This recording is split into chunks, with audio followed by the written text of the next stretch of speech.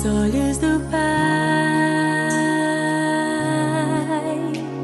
Você é uma obra-prima que Ele planejou.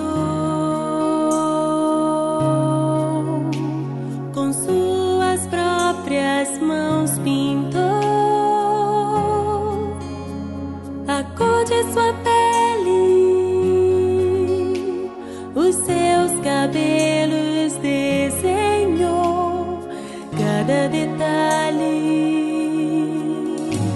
num toque de amor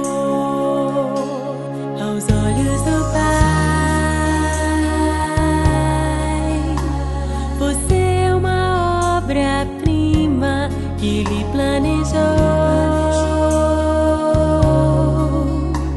Com suas próprias mãos pintou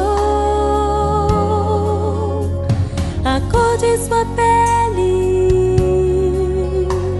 os seus cabelos